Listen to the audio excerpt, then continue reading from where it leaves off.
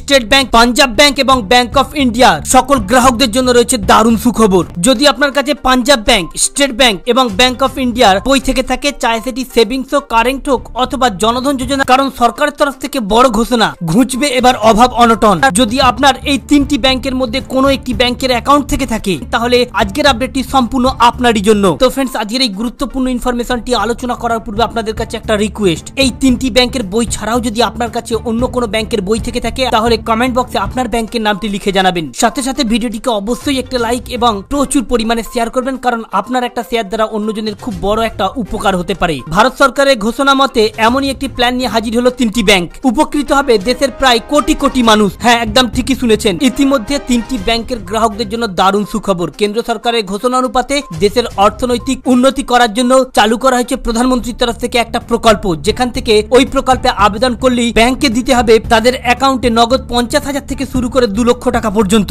তবে এর জন্য রয়েছে একটি বড় শর্ত। এই তিনটি ব্যাংক অ্যাকাউন্ট গ্রাহকদের থাকতে হবে ব্যাংকের সঙ্গে আধার লিঙ্ক, থাকতে হবে প্যান কার্ড, থাকতে হবে বাসস্থানের ঠিকানা, আয়ের প্রমাণপত্র এবং ব্যাংক স্টেটমেন্ট। বলা হচ্ছে ব্যবসা করে অর্থনৈতিক উন্নতি করার জন্য দেশে চালু করেছে প্রধানমন্ত্রী একটি প্রকল্প, যার নাম দেওয়া হয়েছে মুদ্রা যোজনা। এই মুদ্রা যোজনার আওতাতেই দেশের কোটি কোটি গ্রাহকরা পাবে এই সুযোগটি। এছাড়াও ব্যাংকের গ্রাহককে 1 বছরের পুরনো গ্রাহক হতে হবে। এর মধ্যে সব থেকে আবার বড় শর্ত হলো ওই সকল গ্রাহকের কোনো না কোনো ব্যবসা থাকতে হবে, চাहे সেটি ছোট হোক অথবা বড়, চাहे সেটি দোকান হোক অথবা ফেরিওয়ালা, তবেই আপনি এই সুযোগটি পাবেন। বলা হচ্ছে প্রধানমন্ত্রী মুদ্রা যোজনায় আবার 3টি প্রকল্প রয়েছে। শিশু, কিশোর, তরুণ। শিশু প্রকল্পে 50,000 টাকা, কিশোর প্রকল্পে 50 থেকে 5 লক্ষ টাকা এবং তরুণ প্রকল্পে 10 লক্ষ টাকা পাওয়া যাবে এই প্রকল্পে আবেদনের মাধ্যমে। সাথে 50,000 টাকার ক্ষেত্রে কোনো প্রসেসিং ফি লাগবে না, তবে বেশি ঋণ নিতে গেলে 0.5% হারে এই ঋণের জন্য ফি লাগবে। যদি এই তিনটি ব্যাংকের গ্রাহকরা কেউ এই মুদ্রা যোজনায় আবেদন করে 50,000 থেকে শুরু করে 5 লক্ষ টাকা পর্যন্ত বা 2 লক্ষ টাকা পেতে ইচ্ছুক হয়ে থাকেন, তাহলে আবেদনকারীর একটি পরিচয়পত্র এবং বর্তমান বাসস্থানের ঠিকানা, আয়ের প্রমাণপত্র বা ইনকাম ট্যাক্স জমা দেওয়ার নথি, ব্যাংক স্টেটমেন্ট, যেখানে ব্যবসা করা হচ্ছে বা যে দোকানটি রয়েছে তার প্রমাণপত্র, কতদিন ধরে চলছে ব্যবসা তারও নথিপত্র জমা করতে হবে। যদি ব্যাংকের ম্যানেজার বা যদি ব্যাংকের স্টাফ আপনাকে এই সম্পর্কিত কোনো বিষয়ে তথ্য না দিতে চাই বা যদি আপনাকে না অ্যাকসেপ্ট করে, তাহলে আপনি সরাসরি আপনার ব্যাংক অ্যাপ ডাউনলোড করে আবেদন করতে পারেন।